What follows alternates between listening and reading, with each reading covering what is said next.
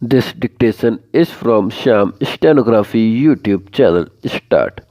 Mr. Vice Chairman, sir, I would like to make a mention of some of the problems of the workers in general and those of the scheduled castes and scheduled tribes in particular.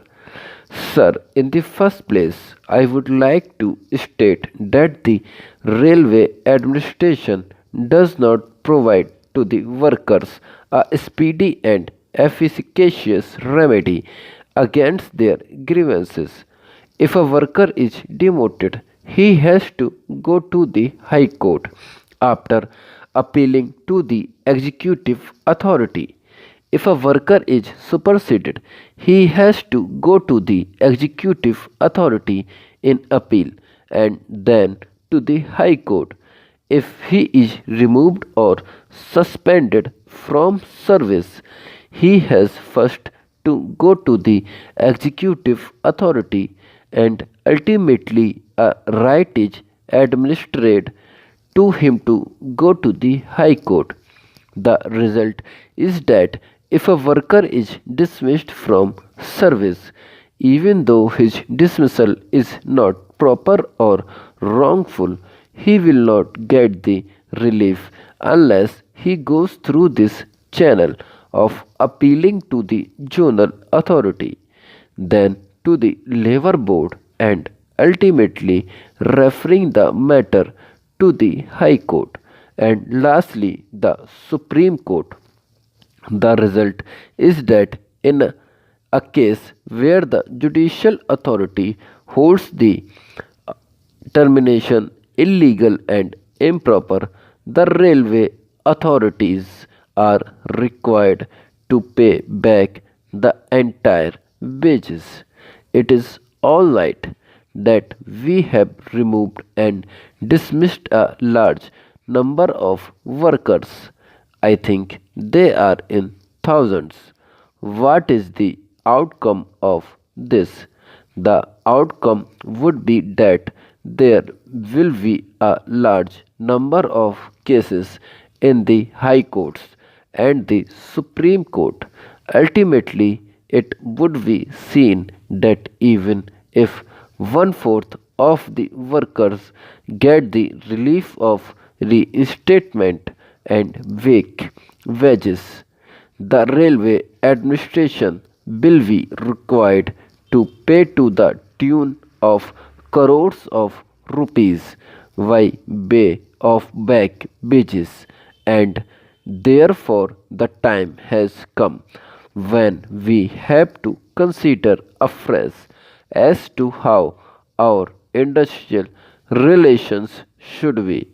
Sir, my friend has very rightly pointed out that under the industrial law, a worker can certainly, after dismissal, go to the court immediately and get his case adjudicated. That forum is available and that remedy is available.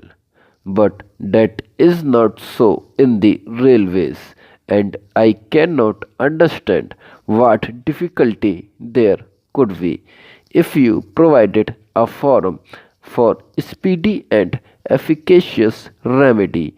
Then the worker will also understand that this case is being judiciously scrutinized and he will feel that he has no case and he will not proceed ahead.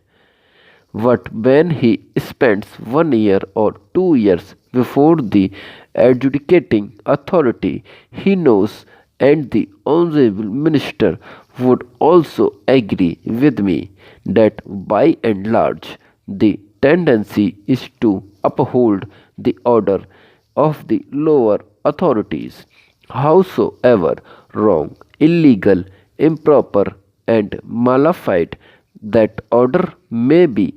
That is the tendency, and ultimately, when a judicial scrutiny is held, that order is set aside, and the result is colossal loss which the railways are called upon the wear on account of their wrong policies. Therefore, my suggestion would be that it is high time to consider that the railway administration gave every worker a forum where he can seek the redress of his grievances without much time being consumed in between, and in that way it will be beneficial both to the workers and to the railway administration, and therefore this should be done. This is one of my suggestions. Secondly, sir, even though the railway administration has now taken a decision that all those who had participated in the strike were not responsible for any sort of violent activities or sabotage or intimidation should be taken back in employment. I can say without being contradicted now that there are today hundreds of workers who have been removed from work and there is no charge against them, and that they have not done anything that would amount of intimidation or anything that would amount to doing something violent or involving violent action, but still they have not been taken in employment. I have myself represented some of the cases. I cannot understand why they have not been taken in employment, and therefore, in all such cases, there has been inordinate delay in taking them back. The railway board should now examine and find out who is responsible for the delay in the disposal of these cases. That is the responsibility of the railway board and of the general managers or the zonal managers or the divisional managers, whosoever were entrusted with the work of supervising the cases and taking appropriate action, and if they have committed lapses, they should be dealt with so that such a delay on the part of the railway administration would be repeated. Then I may point out that in respect of the scheduled castes, there has been discrimination. If an enquiry is held, it would be seen that the scheduled caste employees have been discriminated against. They were removed from service, though they did not participate in the strikes or any violent activities.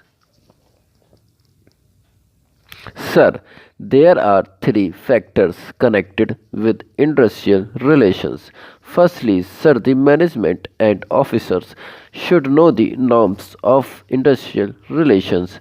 I do not find any training program for training how to deal with the staff or how to deal with problems expeditiously. If they do not change their outlook, if they do not attend to the grievances in time, they will ultimately accumulate and create a grave crisis, and we shall again be falling in some trap, and strikes will become an annual feature, or there will be strikes many times. Secondly, sir, there are large number of unions. Last time a meeting was called of all the unions. There are craft-wise unions, station masters union, collectors union, and so many others. And there is much scope for politicians and others to multiply unions because the occupations are 700 to 8 100.